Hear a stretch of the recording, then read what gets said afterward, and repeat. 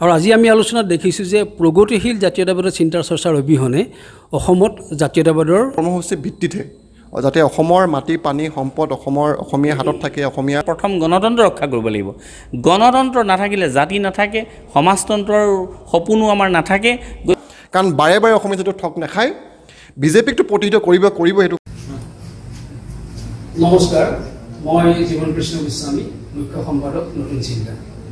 আজি আমি এটা বিশেষ বিষয়ৰ ওপৰত আলোচনা কৰিবৰ কাৰণে ইয়াত গোট খাইছোঁ আমাৰ লগত উপস্থিত আছে বিশিষ্ট নিবন্ধকাৰ কবি শ্ৰদ্ধাৰ শামছুল বাৰিকদেৱ আৰু আমাৰ মাজত উপস্থিত আছে কা আন্দোলনৰ নেতৃত্বত থকা আৰু অসম যুৱ ছাত্ৰ সন্মিলনৰ কেন্দ্ৰীয় সভাপতি জিন্তু মেছ আমি দুইজনকে আগৰণি জনাইছোঁ আমি এটা বিশেষ বিষয়ৰ ওপৰত আলোচনা কৰিবলৈ আগবাঢ়িছোঁ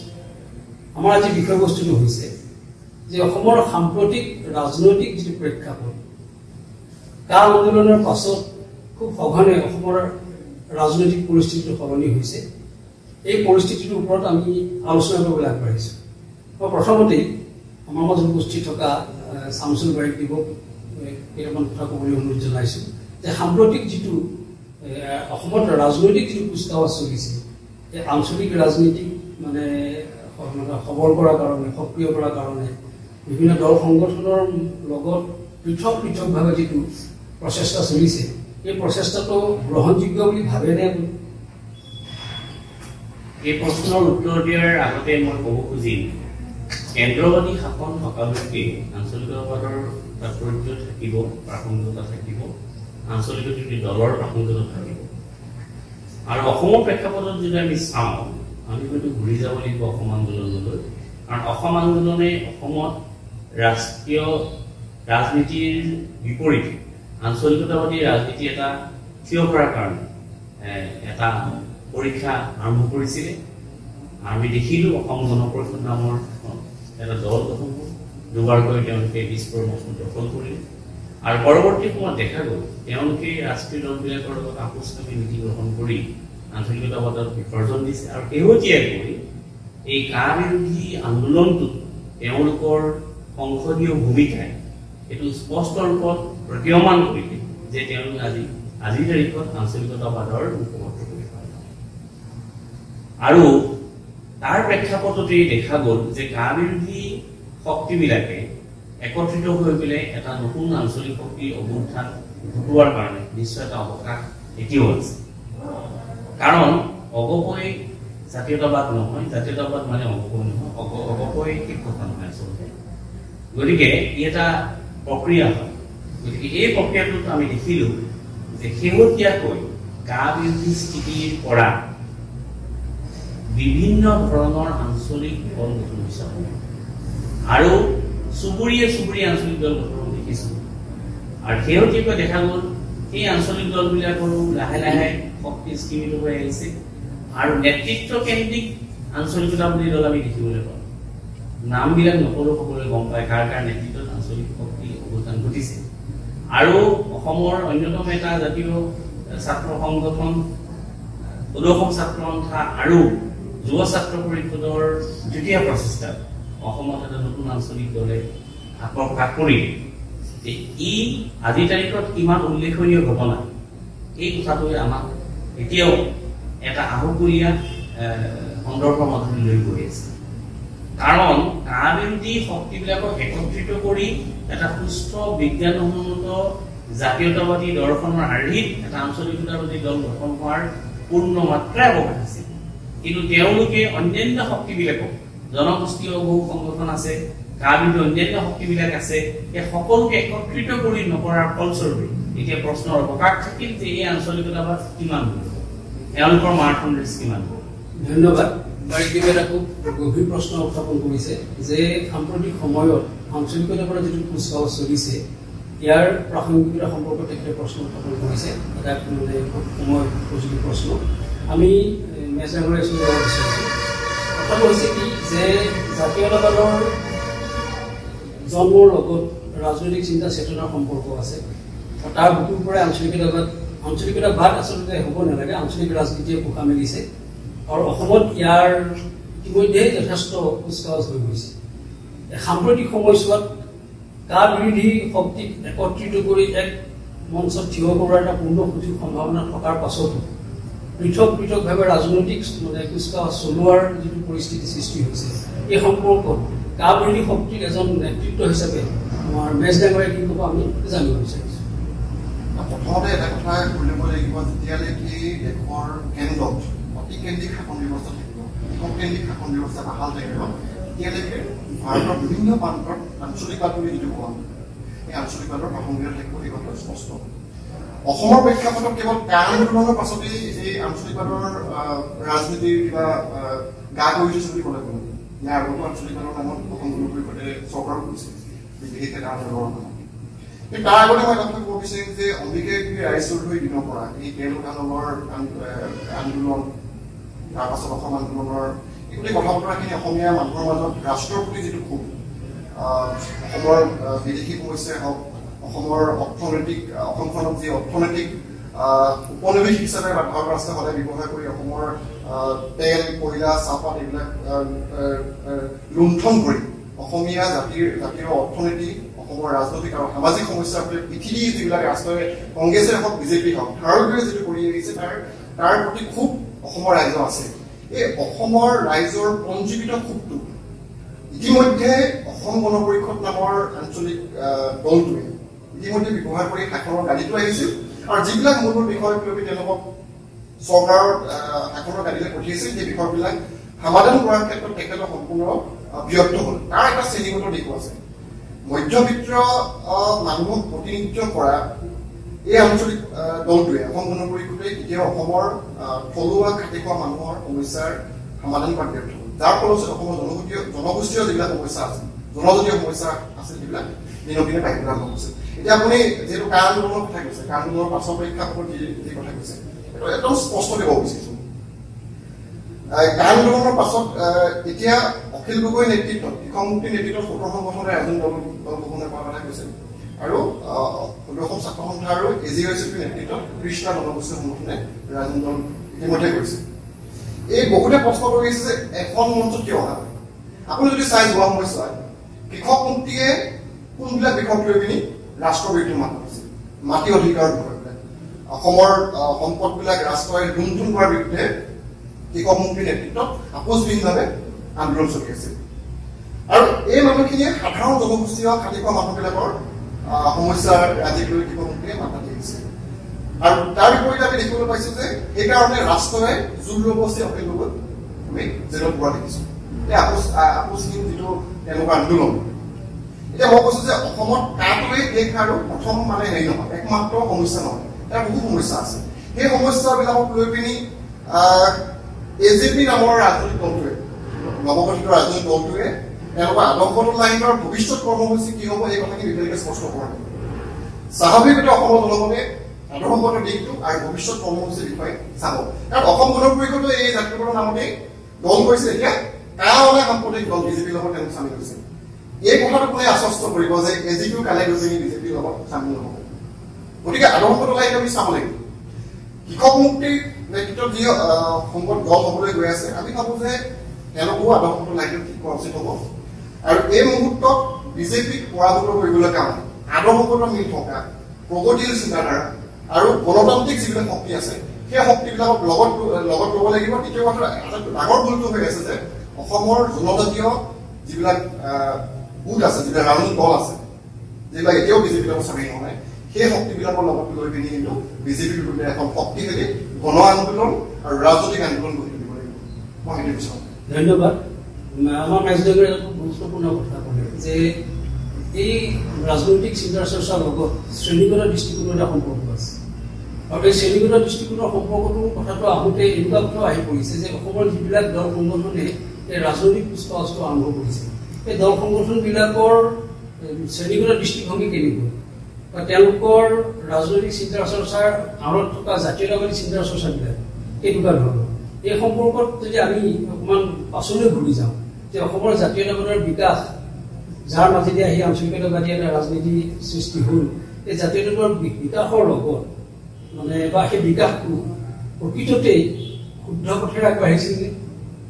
যদি অসমৰ জাতীয়তাবাদ যদি প্ৰকৃতৰে এক প্ৰগতিশীল চিন্তা চৰ্চা ৰাখোঁতে জাতীয়তাবাদী ধাৰা যদি আগবাঢ়িলেহেঁতেন তেতিয়াহ'লে আজিৰ এই পৰিস্থিতিটো সৃষ্টি নোহোৱাৰ সম্ভাৱনা আটাইতকৈ বেছি আছে। এই ক্ষেত্ৰত আমাৰ বাৰিদেৱে কি কয়? আচলতে অসমৰ জাতীয়তাবাদ বা আঞ্চলিকতাবাদ ভাৰতবৰ্ষৰ অন্যান্য প্ৰদেশৰ লগত নিমিলে। উত্তৰ ভাৰতৰ ৰাজ্যসমূহৰ জাতীয়তাবাদ, দক্ষিণ ভাৰতৰ ৰাজ্যসমূহৰ জাতীয়তাবাদ, আনকি উত্তৰ পূৰ্বাঞ্চলৰ যিখিনি পাহাৰীয়া ৰাজ্য আমাৰ আছে তেওঁলোকৰ জাতীয়তাবাদৰ লগত আমাৰ জাতীয়তাবাদ নিমিলে। কাৰণ এই ক্ষেত্ৰত যদি আমি চাওঁ অসমীয়া জাতি গঠন প্ৰক্ৰিয়া বা অসমৰ জাতীয়তা আঞ্চলিকতা বুলি ক'লে আমি কি বুজো? এখন বহুভাষিক বহু জনগোষ্ঠীয় ৰাজ্য হিচাপে অসমত এটা সংমিশ্ৰিত আঞ্চলিকতাবাদ আছে। আজি অসম গণ পৰিষদে সকলোকে সামৰি জাতীয়তাবাদৰ পটভূমি তৈয়াৰ কৰিব নোৱাৰাৰ কাৰণে পৰৱৰ্তী সময়ত জনগোষ্ঠীসমূহে নিজস্বভাৱে ৰাজনৈতিক আন্দোলন আৰম্ভ কৰিবলৈ ধৰিলে, ৰাজনৈতিক দল গঠন কৰিলে। আৰু গতিকে সেই প্ৰেক্ষাপটত দেখা গ'ল যে অসমীয়া মূল খুঁটিৰ যি জাতীয়তাবাদ সেই জাতীয়তাবাদ ব্যৰ্থ হৈছে। কাৰণ তেওঁলোকে সকলোকে সামৰি যদি ল'ব পাৰিলেহেঁতেন নিশ্চয় আজি জাতি জনগোষ্ঠী নামত যি বিচ্ছিন্নতাবাদৰ ঢৌ আমি দেখোঁ মাজে সময়ে, সেই বিচ্ছিন্নতাবাদো অসম ৰক্ষা কৰিব নোৱাৰে, বচাব নোৱাৰে। এই বিচ্ছিন্নতাবাদ তৈয়াৰ কৰাৰ ক্ষেত্ৰত অসম গণ পৰিষদ বা এই অসমীয়া মধ্যবিত্তীয় ভণ্ডামীৰ কাৰণে এনেকুৱা এটা পৰিস্থিতি হৈছে বুলি আমি ভাবোঁ। গতিকে আপুনি যি প্ৰশ্ন উত্থাপন কৰিছে, যিটো মানে এটা প্ৰগতিশীল জাতীয়তাবাদৰ কথা নিশ্চয় আপুনি ক'ব খুজিছে, যে প্ৰগতিশীল জাতীয়তাবাদ হ'বলৈ হ'লে অসমৰ আটাইতকৈ অৱহেলিত জনগোষ্ঠীটোৱেই হৈছে চাহ জনগোষ্ঠী। চাহ জনগোষ্ঠী, অন্যান্য পশ্চাৎপদ জনগোষ্ঠীবিলাক আছে। সেইদৰে আমি চৰ চাপৰি যিখিনি মানুহ, সেই মানুহখিনিৰ প্ৰেক্ষাপট আছে। এই গোটেইবিলাক সামৰি পেলাই আমি যদি এটা আঞ্চলিকতাবাদৰ পটভূমি তৈয়াৰ কৰিব পাৰোঁ তেতিয়া আঞ্চলিক দল গঠন কৰাৰ কথা মই ক'ব খোজা নাই। আঞ্চলিকতাবাদৰ এটা পটভূমি যদি আমি তৈয়াৰ কৰিব পাৰোঁ তেতিয়া আমি ক'ব পাৰিম যে প্ৰগতিশীল আঞ্চলিকতাবাদৰ এটা বাতাবৰণ আহিছে। আৰু তাৰ প্ৰেক্ষাপটতেই নিশ্চয় এটা প্ৰগতিশীল আঞ্চলিক দলৰ সম্ভাৱনা থাকিব। কিন্তু এতিয়া দেখা গ'ল যে দুটা ৰাষ্ট্ৰীয়তাবাদী দল ভাৰতবৰ্ষত আমি দেখিছোঁ, কংগ্ৰেছ আৰু বিজেপি, আৰু দুইটা দলৰে লগত সময়ে সময়ে আমাৰ আঞ্চলিক দলবিলাকৰ মানে যুগসূত্ৰ হোৱা দেখা পাওঁ। আমি অসমৰ প্ৰেক্ষাপটে নহয়, সৰ্বভাৰতীয় প্ৰেক্ষাপটতো আমি দেখিছোঁ। আজি মহাৰাষ্ট্ৰ চৰকাৰ গঠন হ'ল, তাতে কংগ্ৰেছ, NCP আৰু শিৱসেনা যুক্ত হৈছে। ঝাৰখণ্ডত আমি সেইখন চিত্ৰ দেখিছোঁ। গতিকে আঞ্চলিকতাবাদৰ দৌৰ কিমান? যদি প্ৰগতিশীল সুস্থ বিজ্ঞানসন্মত আঞ্চলিকতাবাদৰ বাতাবৰণ তৈয়াৰ কৰিব পৰা হ'লহেঁতেন নিশ্চয় তেওঁলোকে এই মানে স্বৈৰতান্ত্ৰিক কেন্দ্ৰবাদী চৰকাৰ বিলাকৰ লগত তেওঁলোকে সনাপতিত হোৱা বা যুগসূত্ৰ হোৱাৰ অৱকাশ নাথাকিলেহেঁতেন। তেওঁলোকে নিজস্বভাৱে পটভূমি তৈয়াৰ কৰিব পাৰিলেহেঁতেন। গতিকে আমি আশা কৰিম যে আজিও সেই সম্ভাৱনা শেষ হৈ যোৱা নাই। যিসকলে অসমৰ আৰ্থসামাজিক সমস্যাবিলাক লৈ আজি কৃষক মুক্তি সংগ্ৰামৰ কথা কোৱা হৈছে, মোৰ ভাতৃপতি যিটো মেছে কৈছে কৃষক মুক্তি সংগ্ৰাম সমিতিয়ে আজি যি কৃষকৰ সমস্যাবিলাক বুলিয়ে নহয়, অসমৰ যিখিনি মাটিৰ মানুহ সমস্যা কেন্দ্ৰ কৰি যি আন্দোলন আৰম্ভ কৰিছে, সেই আন্দোলনৰ পটভূমিত এটা সুস্থ জাতীয়তাবাদ আৰম্ভ হ'ব পাৰে। কিন্তু তাতো এটা ৰাজনৈতিক দৃষ্টিভংগী থকা দৰকাৰ যে যিবিলাক কেন্দ্ৰবাদী দলে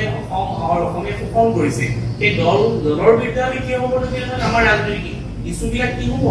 আৰু আমি ৰাজনৈতিক কাঠামোটো আমি কেনেকৈ আগবঢ়াই নিম। এই ক্ষেত্ৰতে মই সংযোগ কৰিব খুজিম যে অসংসদীয় সংগ্ৰাম আৰু সংসদীয় সংগ্ৰাম দুয়োখনকে লৈহে আমি আঞ্চলিকতাবাদৰ সংগ্ৰামখন আগুৱাই নিব পাৰিম। কাৰণ আজি যিকেইখন বিল পাছ হৈছে, আজি কৃষক বিৰোধী বিল পাছ হৈছে, কৃষক বিৰোধী বিলখন পাছ হ'ল, সংসদত হ'ল, তাৰমানে সংসদীয় সংগ্ৰামৰ চালিকা শক্তি আমি হ'ব লাগিব। আমি আঞ্চলিকতাবাদী শক্তিবিলাকে তাৰ চালিকা শক্তি হ'ব লাগিব। গতিকে ৰাজপথৰ আন্দোলন আৰু সংসদীয় সংগ্ৰাম দুয়োটাকে আমি যুগসূত্ৰ ৰক্ষা কৰি আমি প্ৰকৃতাৰ্থত এটা সুস্থ বিজ্ঞানসন্মত জাতীয়তাবাদৰ পটভূমি তৈয়াৰ কৰিব লাগিব। তাৰ বাহিৰে কিন্তু কোনো বিকল্প নাই। খুব এটা সুন্দৰ বক্তব্য ৰাখিছে। কথাটো হৈছে কি যে জনগোষ্ঠীসমূহৰ মানে যিটো উত্থান ঘটিছে, জনগোষ্ঠীৰ যিটো উত্থান, আচলতে এটা উত্থান এইটো তেওঁলোকৰ প্ৰগতিৰ প্ৰতি, বিকাশৰ প্ৰতি তেওঁলোকৰ যিটো তাৰণা, এই তাৰণা তেওঁলোকক ক্ৰমে ক্ৰমে নিজস্ব যিটো আইডেণ্টিটি আছে, নিজস্ব যিটো পৰিচয়, সেই পৰিচয় তেওঁলোকে বিচাৰি বা সেই পৰিচয় তেওঁলোকে মানে এটা সংস্থাপন কৰিবৰ কাৰণে, এটা ঠাইত তাত নিৰ্দিষ্টভাৱে সংস্থাপিত কৰিবৰ কাৰণে তেওঁলোক আগ্ৰহী হৈছে। এই যিটো নতুন পৰিস্থিতি আজি কিছু বছৰৰ পৰা এইটো আহিছে, আজি হয়তো এটা বা ডেৰটা দশকৰ আগৰ কথা হ'ব, যে এই নতুন যিটো পৰিস্থিতি আহিছে, এই পৰিস্থিতিটোত অসমৰ যিটো পূৰ্বৰ যিটো জাতীয়তাবাদৰ যিটো ধাৰণা, এই ধাৰণাটো নিশ্চয় সলনি হ'ব লাগিব। কিন্তু এতিয়া ডাঙৰ সমস্যাটো হৈছে কি, যে অসমত জাতীয়তাবাদৰ ভিত্তিত গঢ় লৈ উঠা বহুত দল সংগঠন আছে। তেওঁলোকে অসমৰ বিভিন্ন সমস্যা সম্পৰ্কে বিভিন্ন সময়ত মাতিও আহিছে, আন্দোলন কৰিছে বা ৰাজপথে ওলাই আহিছে বা বিভিন্ন সময়ত নিৰ্যাতিত হৈছে। কিন্তু আমি দেখিবলৈ পাইছোঁ যে মূল যিটো বিষয়ৰ ওপৰত তেওঁলোক থিয় হৈ আছে, অসমৰ জাতীয়তাবাদ, এই জাতীয়তাবাদৰ ওপৰত তেওঁলোকৰ মাজত কোনো ধৰণৰ চিন্তা চৰ্চা বা আলোচনা হোৱা দেখিবলৈ প্ৰকৃততে সেইটো প্ৰয়োজন আছে। এই সম্পৰ্কত আমাৰ যুৱ নেতৃত্ব মেজ ডাঙৰে নিশ্চয় ক'ব পাৰিব যে এই সংগঠনসমূহে যিবিলাকে জাতীয়তাবাদক ভেটি হিচাপে লৈ সংগঠন গঢ়ি তুলিছে, তেওঁলোকে জাতীয়তাবাদৰ ওপৰত আলোচনা কৰিছে। জাতীয়তাবাদৰ দুৰ্বলতা কি আছে, প্ৰাসংগিকতা ক'ত, বা ইয়াৰ মানে জন্মগত কিবা কিৰণ আছে নেকি, এই কথাবিলাক বিচাৰ বিশ্লেষণ হৈছে। এই সম্পৰ্কত আমি মেজ ডাঙৰৰ পৰা কিছু কথা জানিব বিচাৰিম। অসমৰ অসমীয়া জাতীয়তাবাদ বুলি যদি চাওঁ, এটা জাতীয়তাবাদ সেই অঞ্চলটোৰ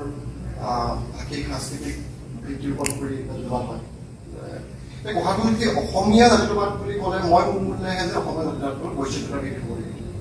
ইয়াত কোনো এটা নিৰ্দিষ্ট ভাষা,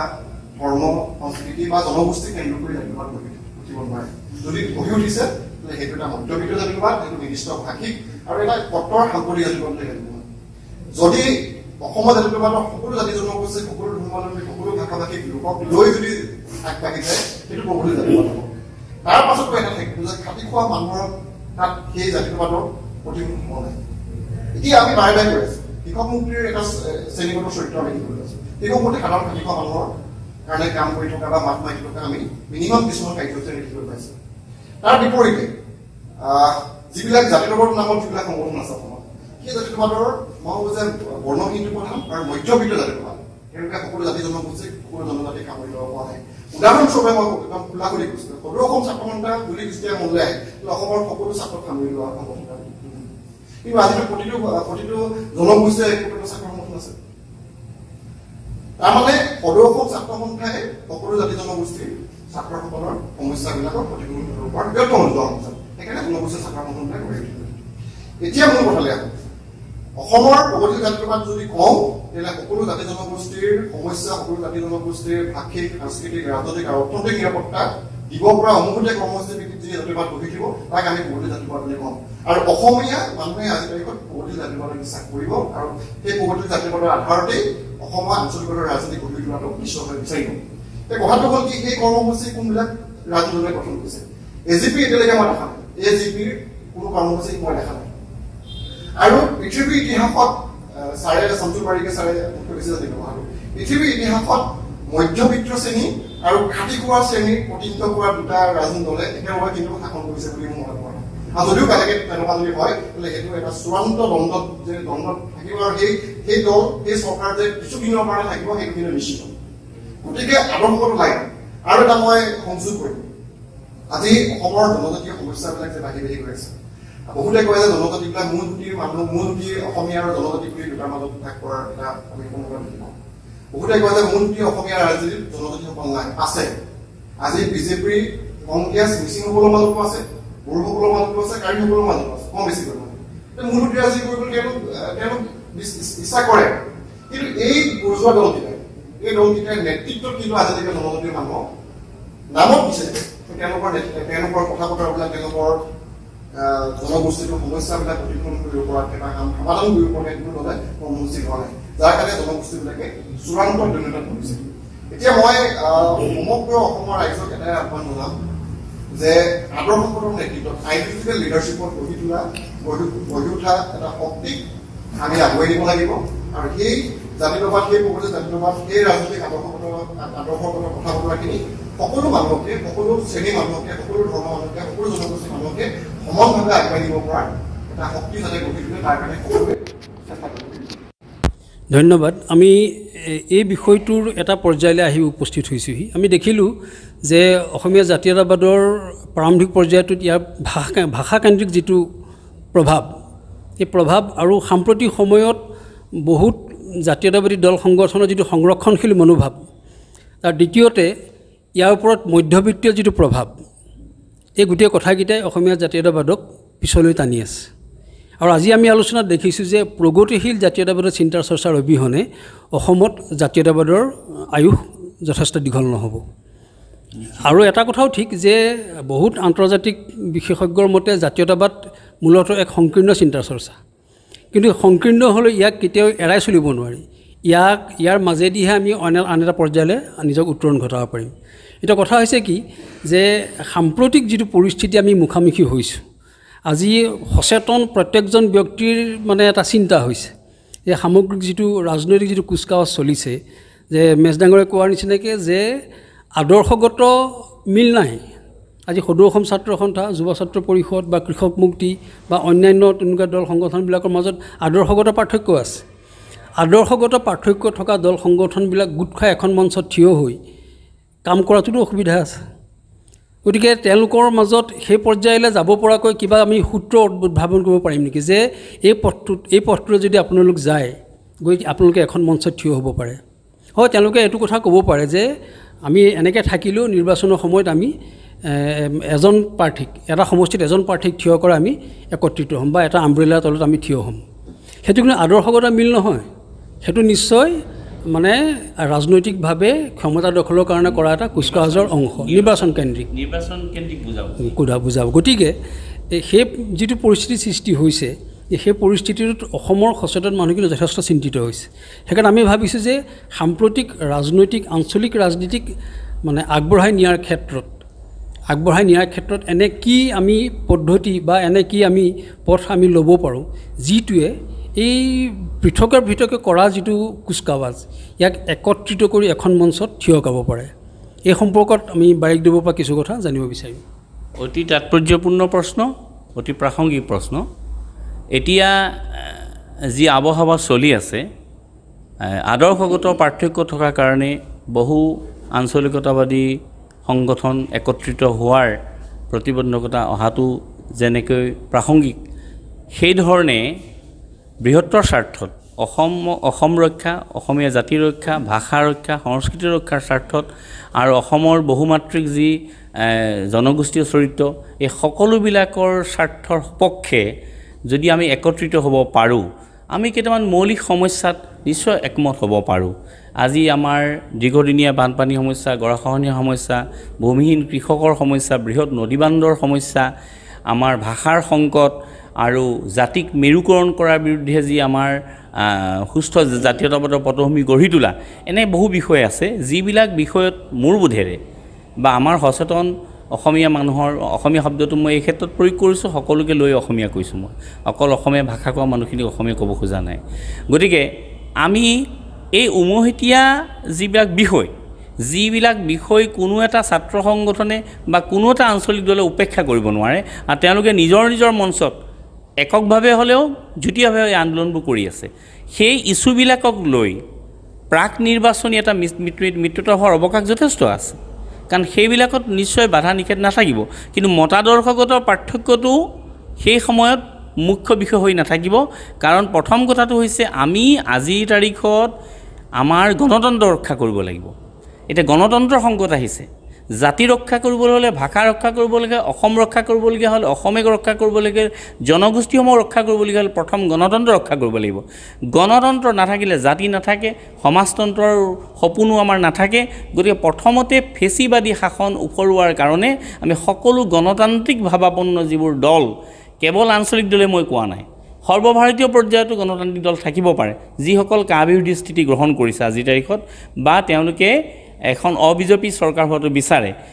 প্ৰথমতে হিটলাৰবাদ বা ফেচিবাদ উফৰাবৰ কাৰণে আমি গণতন্ত্ৰকামী যিখিনি বিষয়,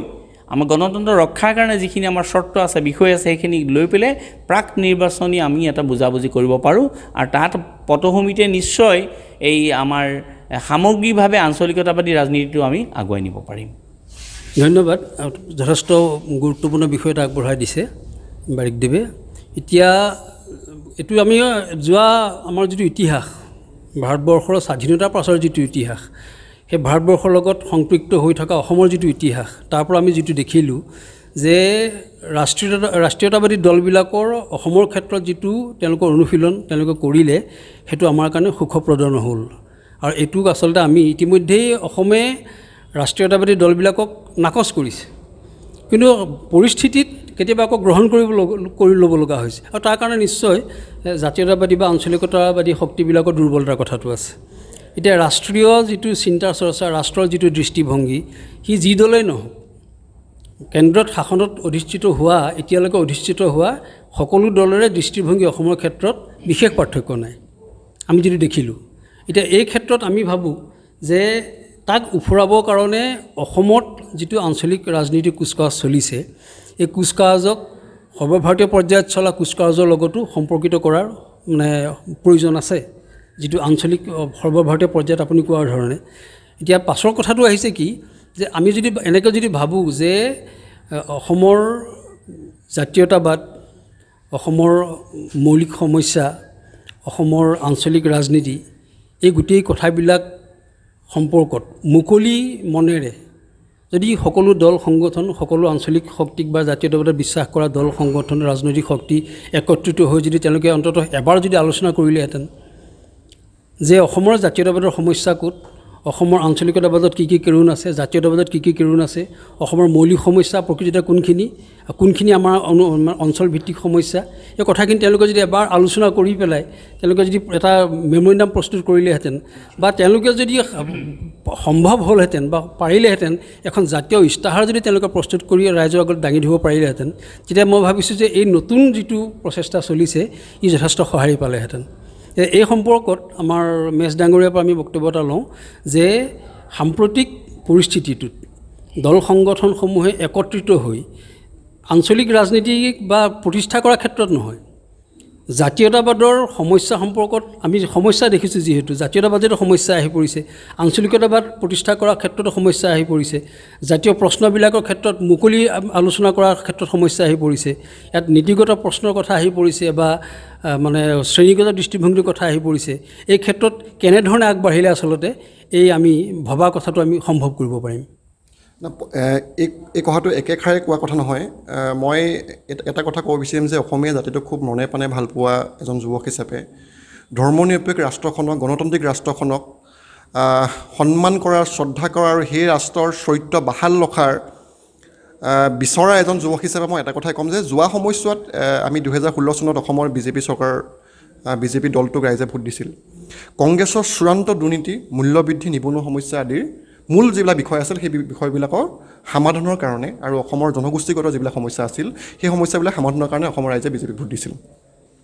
সেই মূল বিষয়বিলাকতো দূৰৰে কথা এইবিলাকতো সমাধান নহ'লেই বৰঞ্চ বৃদ্ধিহে হ'বলৈ হৈছে তাতকৈ ডাঙৰ কথা হ'ল কি অসমীয়া ধৰ্মনিৰপেক্ষ অসমীয়া জাতিটো সম্পূৰ্ণ হিন্দু জাতি হিচাপে গঢ়ি তোলাৰ যি তেওঁলোকে কাৰ্য আৰম্ভ কৰিলে মূল বিষয়বিলাকৰ পৰা ডাইভাৰ্ট কৰিবলৈ আচলতে আৰু তেওঁলোকে যিটো তেওঁলোকৰ বিজেপি দলৰ যিটো ৰাজনৈতিক যিটো এজেণ্ডা তেওঁলোকে গোটেই ভাৰতখন হিন্দু ৰাষ্ট্ৰ হিচাপে গঢ়ি তোলাৰ তেওঁলোকৰ যিটো চেষ্টা সেই কথাখিনিয়ে অসমীয়া জাতিটোক পূৰ্বৰ পৰাই এটা দুৰ্বল অসমীয়া জাতিটো অৰ্থনৈতিকভাৱে সামাজিকভাৱে ভাঙি পৰা জাতিটোৰ সাংঘাতিক ধৰণৰ এটা আকৌ পুনৰবাৰ কুঠাৰঘাত কৰিলে গতিকে মই ভাবোঁ যে মই বাৰে বাৰে কৈছোঁ যে যিকেইটা ৰাজনৈতিক দলে অসমীয়া জাতিটোক ভাল পায় বুলি আজি জাহিৰ কৰিছে বা তেওঁলোকে বিশ্বাস দিব বিচাৰিছে অসমীয়া জাতিটোক আগবঢ়াই নিয়াৰ কথা ভাবিছে ৰাজনৈতিক অৰ্থনৈতিক আৰু সামাজিক বিপন্নপন্ন অস্তিত্বক জীয়াই ৰখাৰ কাৰণে তেওঁলোকে যিসকলে দাবী কৰিছে তেওঁলোকৰ প্ৰতি মই এটাই আহ্বান জনাইছোঁ যে তেওঁলোকৰ উমৈহতীয়া যিবিলাক কৰ্মসূচী ছাৰেও ইতিমধ্যে কৈছে যে তেওঁলোকৰ ভৱিষ্যত কৰ্মপন্থা সন্দৰ্ভত অসমীয়া জাতিটোক কিদৰে আগুৱাই লৈ যাব আমি বাৰে বাৰে এটা কথা কৈছোঁ যে নাগালেণ্ডৰ দৰে অসমীয়া মানুহৰ হাতত যাতে ভূমি অধিকাৰ থাকে ৰাজনৈতিক অধিকাৰ থাকে সেই কথা বতৰাবিলাক লৈ কি ধৰণৰ কাৰ্যসূচী তেওঁলোকে গ্ৰহণ কৰিব কি ধৰণৰ তেওঁলোকৰ পৰিকল্পনা আছে সেই কথা বতৰাবিলাকক লৈ পিনি আৰু জনগোষ্ঠীয় সমস্যাবিলাক যিবিলাক আছে সেই সমস্যাবিলাক সমাধানৰ কাৰণে তেওঁলোকৰ কি পৰিকল্পনা আছে তাৰ কাৰণে এটা জাতীয় ইস্তাহাৰ বনাওক আৰু এই জাতীয় ইস্তাহাৰ বা জাতীয় তেওঁলোকৰ যি পৰিকল্পনাৰ ওপৰত ভিত্তি কৰিহে অসমৰ ৰাইজে বা ভোট দিব এইটো খাটাং কাৰণ বাৰে বাৰে অসমীয়া জাতিটো ঠগ নাখায় বিজেপিকটো প্ৰতিহিত কৰিব সেইটো খাটাং হৈছে এইবাৰ কিন্তু তাৰ উপৰিও এই ভুৱা জাতীয়তাবাদী যিবিলাক শক্তি আছে জাতীয়তাবাদৰ নামত যিবিলাক বাৰে বাৰে তেওঁলোকৰ নিজৰ শ্ৰেণীগত স্বাৰ্থ সুৰক্ষা কৰি অহা যিবিলাক দল আছে সেইবিলাকো কিন্তু এইবাৰ ৰাইজে বিশ্বাসত নলয় আৰু অসমৰ সচেতন ৰাইজে এইবাৰ কৰ্মসূচী ভিত্তিতে ৰাইজক ভোট দিব গতিকে সময় থাকোঁতে সেই যিবিলাক দল আছে যিবিলাক দলে ৰাজনৈতিক দল গঠন কৰাৰ কথা কৈ আছে বা বিজেপিক প্ৰতিহিত কৰাৰ কথা কৈ আছে বিজেপিৰ সাম্প্ৰদায়িক শক্তিৰ বিৰুদ্ধে থিয় হোৱা বুলি দাবী কৰি আছে সেইবিলাক ৰাজনৈতিক দলে আৰু দল সংগঠনে এটা ভৱিষ্যত আদৰ্শগত কৰ্মসূচী ৰাইজৰ আগত প্ৰকাশ কৰিবলৈ আমি অনুৰোধ জনাইছোঁ ধন্যবাদ আমি আলোচনা যথেষ্ট আগবঢ়াইছোঁ অসমীয়া জাতীয়তাবাদ ক্ষমতা দখলৰ জখলা নহয় নিশ্চয় আৰু এই ক্ষেত্ৰত আমাৰ দুইজন আলোচকে খুব সুন্দৰভাৱে খুব মুকলিভাৱে গোটেই কথাখিনি আহ্বান হিচাপে আগবঢ়াইছে আৰু মুকলিভাৱে গোটেই বিষয়খিনি তেওঁলোকে আলোচনা কৰিছে আমি শেষৰ ফালে আহিব বিচাৰিছোঁ মই গোটেই কথাখিনিৰ ওপৰত আমাৰ বাৰিক দিবক 1 মিনিটৰ এটা সৰু চমু বক্তব্য ৰাখিবলৈ অনুৰোধ জনাইছোঁ আজি আমাৰ আলোচনাৰ পৰা আমি নিশ্চয় ক'ব পাৰিম যে অসম আৰু অসমীয়া জাতিৰ ক্ষেত্ৰত আজিৰ তাৰিখত আমি এক সুস্থ বিজ্ঞানসন্মত প্ৰগতিশীল জাতীয়তাবাদৰ পটভূমি তৈয়াৰ কৰাটো প্ৰথম কথা আৰু এই পটভূমি তৈয়াৰ কৰিলে স্বাভাৱিকতে এটা আঞ্চলিক প্ৰগতিশীল ৰাজনৈতিক শক্তি আমি পাম আৰু বিগত সময়ৰ ইতিহাসে আমাক দেখুৱাইছে যে বাৰে বাৰে এই আঞ্চলিক শক্তিবিলাক আপোচকামী এটা নীতি লৈ পেলাই জনবিচ্ছিন্ন হৈ পৰিছে গতিকে জনমুখী এটা আঞ্চলিক দল আমাক লাগে আৰু এই চেগতে আমি ক'ব খুজিম যে সংসদীয় ৰাজনীতিত ভাৰতবৰ্ষৰ যি সংসদীয় ৰাজনীতি অসমখন ভাৰতৰ অংগৰাজ্য হৈ থকালৈকে আজিও হৈ আছে কিয় কেতিয়া নাছিল কি নাছিল এইটো বেলেগ বিষয় কিন্তু অসমখন অংগৰাজ্য হৈ থকালৈকে ভাৰতীয় সংবিধান আমি মানি চলালৈকে সৰ্বভাৰতীয় ৰাজনীতিৰ প্ৰভাৱ থাকিব আৰু সৰ্বভাৰতীয় ৰাজনীতি বুলি ক'লে কেৱল আমি দুটা দলকে বুজি নাপাওঁ কংগ্ৰেছ আৰু বিজেপিয়ে বুজি নাপাওঁ ইয়াত বামপন্থী দলো আছে তেওঁলোকো সৰ্বভাৰতীয় ৰাজনীতিৰ দল গতিকে যিকেইটা সৰ্বভাৰতীয় ৰাজনীতিক দলে অসমৰ সমস্যালৈ তেওঁলোকে নিম্নতমভাৱে হ'লেও চিন্তা কৰে সেই সকলো আজিৰ তাৰিখত আমাৰ শত্ৰু বুলি মই গণ্য নকৰোঁ কাৰণ ফেচিবাদ প্ৰতিহত কৰিবলগীয়া হ'লে আমি কম শত্ৰুবিলাককো আমাৰ কিন্তু সংগী কৰি ল'ব লাগিব আজিৰ তাৰিখত তাৰ পৰৱৰ্তী পৰ্যায়ত আমি চিন্তা কৰিম আকৌ যদি এটা পুঁজিবাদী শক্তি আহি পেলাই আকৌ দুৰ্নীতি ভ্ৰষ্টাচাৰ আৰম্ভ কৰে তেতিয়া আমি সেই দ্বিতীয়খন সংগ্ৰাম আৰম্ভ কৰিম কিন্তু আজিৰ তাৰিখত ধনবল ক্ষমতাবল থকা যি সংসদীয় ৰাজনীতি য'ত ধনবল আৰু ক্ষমতাবলে নিৰ্ণয় কৰে আমাৰ সংসদীয় ৰাজনীতি এই তাৰিখত বিজেপিক প্ৰতিহত কৰিবলৈ হ'লে আমি যুক্তফ্ৰণ্টৰ ৰাজনীতি কৰিব লাগিব আঞ্চলিক শক্তিবিলাকেও প্ৰয়োজন সাপেক্ষে এই নিৰ্বাচনী যুঁজখনত তেওঁলোকে বিজয়ৰ মুখ দেখিবৰ কাৰণে প্ৰয়োজন সাপেক্ষে কিছু সৰ্বভাৰতীয় দলৰ লগত কিন্তু যোগসূত্ৰ ৰাখিলেহে মোৰ বোধেৰে প্ৰথমখন যুঁজত আমি অৱতীৰ্ণ হ'ব পাৰিম ধন্যবাদ বাৰিক দিবলৈ আমি আমাৰ মাজত থকা জিন্তু মেচ ডাঙৰীয়াক এটা ব্যক্তিগত প্ৰশ্ন কৰিব বিচাৰিছোঁ তেখেত যিহেতু যুৱ নেতৃত্ব হিচাপে ইতিমধ্যে যথেষ্ট পৰিস্থিতি লাভ কৰিছে সাম্প্ৰতিক ৰাজনৈতিক পৰিস্থিতিটোত তেখেতলৈ তেনেকুৱা কিবা আহ্বান আহিছে নেকি যে এই আঞ্চলিক ৰাজনৈতিক যিটো নতুন যিটো পদক্ষেপ লৈছে বা পৰিক্ৰমা আৰম্ভ হৈছে তাত অংশগ্ৰহণৰ কাৰণে তেখেতলৈ কিবা আহ্বান আহিছে নেকি আমি তেখেতৰ পৰা জানিব বিচাৰিছোঁ নিশ্চিতভাৱে মই অসম ছাত্ৰ যুৱ সন্মিলনৰ ৰাজ্যিক নেতৃত্বত আছোঁ এজন কৰ্মী হিচাপে আমি কৃষকমুখী নেতৃত্বৰ 70 সংগঠনৰ যি তেওঁলোকে দল ঘোষণা কৰাৰ কথা কৈ আছিল বা যিখন প্লেটফৰ্ম আছে তাত আমি আছোঁ এতিয়াও স্বাভাৱিকতে তেনেকুৱা ধৰণৰ আমাক সহযোগিতা কৰিবলৈহে আমাক আহ্বান জনাইছে আৰু আমি এতিয়াও কৈছোঁ আজি আপোনালোকৰ যোগেদি আপোনালোকৰ চেনেলৰ যোগেদি সমগ্ৰ অসমৰ ৰাইজক যে আমি এতিয়াও কৈছোঁ যে কৃষক মুক্তিৰ নেতৃত্বৰ 70 সংগঠন যদিও আছোঁ আমি ভৱিষ্যত কৰ্মসূচীৰ ভিত্তিতহে যাতে অসমৰ মাটি পানী সম্পদ অসমীয়া হাতত থাকে অসমীয়া জাতীয় অস্তিত্ব বাহাৰ ৰাখে আৰু দেশৰ গণতন্ত্ৰ আৰু ধৰ্মনিৰপেক্ষ অটুট ৰাখিবৰ কাৰণে যিবিলাক সংগঠন ৰাজনৈতিক দলে এটা আদৰ্শগত কৰ্মসূচী ঠিক কৰিব সেই কৰ্মসূচী ঠিক কৰা দলবিলাকৰ লগতে আমি ভৱিষ্যত থাকিম সেই কথাটো কিন্তু স্পষ্ট ধন্যবাদ আমি আমাৰ আলোচনাটো সামৰিব বিচাৰিছোঁ অসমীয়া জাতীয়তাবাদ বা অসমত চলি থকা জাতীয়তাবাদী ধ্যান ধাৰণাক পৰিৱৰ্তন কৰিবৰ হ'ল প্ৰগতিশীল চিন্তা চৰ্চাৰ ইয়াত সংযোগ ঘটাবৰ হৈছে আঞ্চলিক ৰাজনীতিৰো চৰিত্ৰ বৈশিষ্ট্য সলনি কৰিব লাগে এই কথাবিলাক ইতিমধ্যে অসমৰ সচেতন মহলে এই কথাবিলাক খুব সুন্দৰভাৱে চাই আছে আৰু তেখেতলোকে এইবিলাক অনুভৱ কৰিছে গতিকে আজি আমি এই আলোচনাৰ পৰা আমি নিশ্চয় এটা আহ্বান জনাব পাৰোঁ সকলো দল সংগঠনলৈকে আমি এটা আহ্বান নিশ্চয় জনাব পাৰোঁ যে নীতিগত প্ৰশ্নত আদৰ্শগত প্ৰশ্নত ক'ৰবাত আপোনালোকৰ মতানৈক্য থাকিলেও অসমৰ মৌলিক সমস্যা সমাধানৰ ক্ষেত্ৰত নিশ্চয় কোনো ধৰণৰ মতানৈক্য থাকিব নোৱাৰে, মনান্তৰ হ'ব নোৱাৰে। গতিকে মৌলিক সমস্যা কেন্দ্ৰিক আপোনালোকে প্ৰথম একত্ৰিত হোৱাৰ এটা পদক্ষেপ গ্ৰহণ কৰক। তাৰ পাছত নিশ্চয় আপোনালোকৰ মাজত মানে যিটো দূৰত্ব আছে কাৰোবাৰ মাজত সেই দূৰত্ব নিশ্চয় নাইকিয়া হ'ব আৰু একত্ৰিত হ'ব পৰা এটা পৰিৱেশ নিশ্চয় সৃষ্টি হ'ব। নিশ্চয় নিশ্চয়। যিহেতু আপুনি কৈছিলে যে উমৈহতীয়া প্ৰাৰ্থীৰ বিষয়টো আপুনি উত্থাপন কৰিছিলে, গতিকে আমি যদি সংসদীয় নিৰ্বাচনী যুঁজত আঞ্চলিক শক্তিয়ে এটা মানে সম্ভাৱনা লৈ আমি আগবাঢ়ি যাব লগা হয়, নিশ্চয় উমৈহতীয়া প্ৰাৰ্থীৰ ক্ষেত্ৰত কিন্তু আমি অগ্ৰাধিকাৰ দিব লাগিব। এইটো ঠিকেই, খুব সুন্দৰ কথা কৈছে উমৈহতীয়া প্ৰাৰ্থীৰ বিষয়টো, যে এটা সমষ্টিত সকলোৱে এজন প্ৰাৰ্থীক দিব আৰু তেওঁৰ বিৰুদ্ধত কোনোবা এটা ৰাষ্ট্ৰীয় দলৰ প্ৰাৰ্থী থাকিব। এনেকুৱা এটা পৰিস্থিতি যদি সৃষ্টি কৰিব পাৰে তেতিয়াহ'লে ইয়াৰ পৰা নিশ্চয় যোগাত্মক কিবা ফলাফল আহিব পাৰে। কিন্তু তাৰ আগত মই ভাবিছোঁ নিৰ্বাচনলৈ এতিয়াও অন্ততঃ 6 মাহ সময় আছে। তাৰ আগত এই জাতীয় ইস্তাহাৰ প্ৰস্তুত কৰা, জাতীয় হ্ৰস্বম্যাদী আৰু দীৰ্ঘম্যাদী কৰ্মসূচী প্ৰস্তুত কৰি লোৱাৰ প্ৰয়োজনীয়তা নিশ্চয় আছে। এই কামটোত সকলো দল সংগঠনে গুৰুত্ব সহকাৰে লৈ যদি আগবাঢ়ে তেতিয়াহ'লে অনাগত সময়ত আমাৰ জাতীয়তাবাদ আৰু আঞ্চলিকতাবাদে আৰু এক খোজ বা আৰু এক খুব আগবঢ়া এটা সুযোগ নিশ্চয় লাভ কৰিব। আমি আমাৰ এই আলোচনা ইমানতে সামৰিব বিচাৰিছোঁ। দুইজন আলোচকলৈ আমি আন্তৰিক ধন্যবাদ জনাইছোঁ। দুইজনে ইতিমধ্যে সামাজিক, সাংস্কৃতিক বা ৰাজনৈতিক বা বিভিন্ন বিষয়ৰ লগত জড়িত হৈ সন্মুখৰ পৰা নেতৃত্ব দি এই বিষয়বিলাকত তেখেতলোক আগবাঢ়ি গৈছে। গতিকে দুইজনৰ আজিৰ এই অংশগ্ৰহণে আজি আলোচনাটো যথেষ্ট ফলপ্ৰসূ কৰিছে বুলি মই ভাবিছোঁ। শেষত দুইজনলৈকে পুনৰবাৰ ধন্যবাদ জ্ঞাপন কৰি আমাৰ এই বিশেষ আলোচনাটো ইমানতে সামৰি মাৰিছোঁ। ধন্যবাদ। নতুন চিন্তালৈ আমাৰ অভিনন্দন জ্ঞাপন কৰিছোঁ। নতুন চিন্তা দীৰ্ঘজীৱী হওক। নতুন চিন্তাৰ যোগেদি নৱপ্ৰজন্মৰ নতুন চিন্তা হওক, জাতিটো আগবাঢ়ি যাওক, নৱপ্ৰজন্ম বৌদ্ধিকভাৱে আগবাঢ়ি যাওক, তাৰে কামনা কৰিছোঁ। ধন্যবাদ।